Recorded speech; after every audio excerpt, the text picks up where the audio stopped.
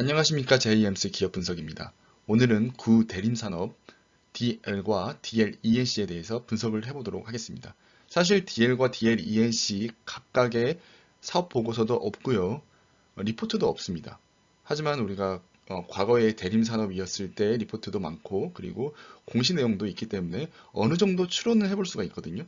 그걸 바탕으로 재무 분석을 하였고 각각의 적정 가격은 얼마인지 이렇게 산출을 해봤습니다. 목차는 이렇게 구성이 되어 있습니다. 먼저 구 대린 산업에 대해서 재무 분석과 적정 가격을 산출을 해보도록 하고요. 간단하게 보도록 하겠습니다. 그리고 나서 DL과 DLENC의 분석과 적정 가격을 산출을 해보겠습니다. 그리고 마지막으로 예상 지배 구조, 이게 정말 중요하다고 생각을 하는데요. 예상 지배 구조를 우리가 보고 분석을 함으로써 향후에 어떤 주가 흐름으로 가겠구나 이렇게 추론을 해볼 수가 있습니다. 대림 산업은 건설 사업과 그리고 석유화학 사업으로 이제 구성이 되어 있는데 이번에 인적 분할을 함으로써 두 개의 사업을 나누었죠. 그리고 지배 구조를 보면은 대림 코퍼레이션이 대주주입니다. 21.67%로 이게 정말 중요한 수치입니다. 나중에 뒤에 가서 지배 구조를 한번 보도록 하겠습니다.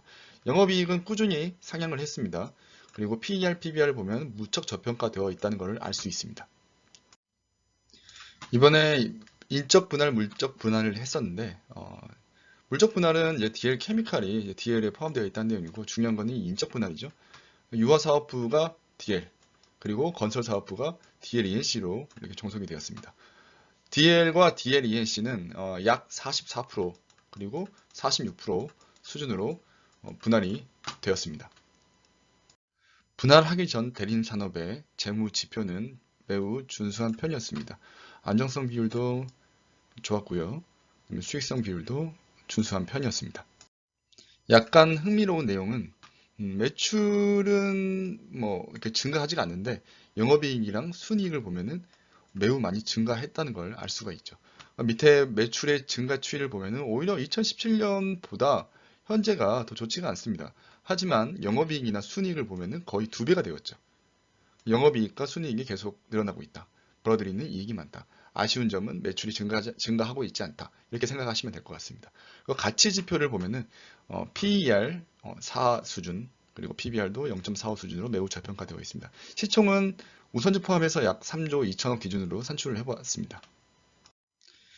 적정 가격 산출에 앞서 최근 대림산업의 리포트를 좀 참조를 했습니다. 매출액은 약간 늘어나고 있고요. 영업이익이나 순이익 같은 경우에는 비슷하거나 오히려 약간 줄어드는 경향도 있습니다. 분할하기 전 대림산업의 주가가 83,000원이었는데 우리가 공식으로 계산을 해봤을 때 약 20만원 수준으로 평균 20만원 수준으로 산출이 됐거든요. 분할하기 전에도 매우 저평가되어 있었다. 이렇게 판단하시면 될 것 같습니다.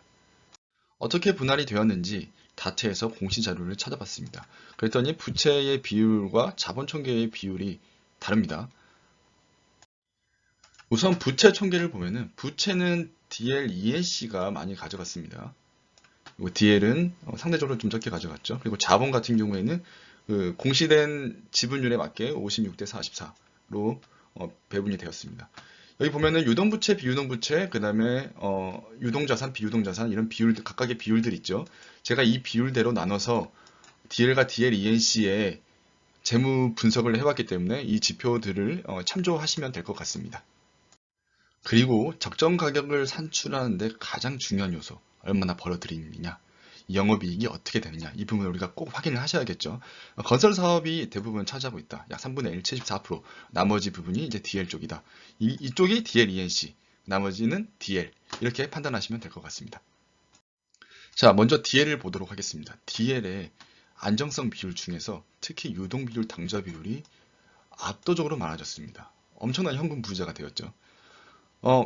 우리가 앞에서 보면은 부채는 조금 가져갔고 자본은 상대적으로 많이 가져갔습니다. 그렇기 때문에 유동 비율이 매우 좋아지는 그런 효과가 나타났습니다. 한편으로 반대로 ROE가 6.7%로 매우 낮아졌습니다. 자기 자본은 많이 가져갔는데 영업이익은 4분의 1밖에 안 되잖아요. 그러니까 자기 자본 순이익도 무척 낮아지는 그런 효과가 발생이 된 것입니다. DL만의 가치 지표를 보도록 하겠습니다. 시총 1조 기준으로 봤을 때 PER은 4.8, 구 대림산업에 비해서 약간 높아졌죠. 하지만 PBR은 0.32로 더 낮아졌습니다. 왜냐하면 자기 자본을 상대적으로 더 많이 가져갔기 때문이죠. 그럼 DL만의 적정 가격을 산출해 보도록 하겠습니다. EPS 곱하기 ROE 방식이 매우 낮게 산출이 됩니다. 그 이유가 ROE가 낮기 때문이죠. 제가 앞에서 왜 ROE가 낮은지 설명을 드렸었죠. 자기 자본은 상대적으로 많이 가져왔습니다. 하지만 기존의 영업이익을 보면 4분의 1 수준밖에 안 됐었거든요. 그 부분을 산출을 하게 되다 보니까 상대적으로 EPS 곱하기 ROE는 낮게 산출이 됩니다. 한편으로는 S림이나 현명한 초보 투자자 방식으로는 주가가 높게 산출이 됩니다. 이 이유는 뭐냐면은 S림과 현명한 초보 투자자 방식에서는 자기 자본, 자기가 원래 가지고 있는 이 자산에 대한 부분도 주가에 기여를 한다 이렇게 판단을 하기 때문입니다. 그리고 여기서 우리가 이 주가 산출 방식에서 멀티플은 5, 딱 5만 줬음을 참조하시기 바랍니다. ENC에 대한 재무 지표를 보도록 하겠습니다. 안정성 비율 같은 경우에는 뭐 딱히 크게 특이한 부분은 없습니다. 그 수익성 비율에서는 준수한데 자기자본 순이익률 ROE가 매우 높아졌습니다. 이거는 DL과의 반대 상황이 되겠죠. 상대적으로 자기자본은 적게 가져왔고 영업이익은 기존에 차지하던 부분이 대부분이었기 때문에 ROE가 높게 산출이 되고 있습니다. 가치 지표를 보면은요. 시총 2조 2천억 기준으로 봤을 때 PER은 3.7에 불과합니다. PBR도 0.55 수준으로 매우 낮은 편에 속하고요. ENC의 적정 가격을 보도록 하겠습니다. ENC의 적정 가격은 매우 높게 산출이 되죠. EPS 곱하기 ROE 방식을 보더라도 ROE가 높기 때문에 주가가 매우 높게 산출이 되고요. 그 다음에 영업이익도 매우 높기 때문에 멀티플을 5만 줬음에도 불구하고 매우 높게 산출이 됩니다. S림 방식도 뭐 말할 것도 없고요. 현명한 초보 투자자 방식도 말할 것도 없이 높게 나옵니다. 왜냐하면 지금 현재 가지고 있는 순자산도 매우 많고 영업이익도 매우 높게 나오고 있기 때문입니다. 멀티플은 앞에서 말씀드렸다시피 5만 줬다는 거 이 부분 기억하시고 그리고 여러분이 선택을 하실 때 현대건설과 GS건설 등의 비교를 추천드립니다. 영업이익 대비 시총이 얼마인지 이렇게 판단하시면은 이걸 보시면은 판단하는데 더 도움이 되실 것 같습니다. ENC의 같은 경우에는 영업이익이 약 8천억 전후 수준이 될 것이다. 이렇게 보시면 될 것 같습니다.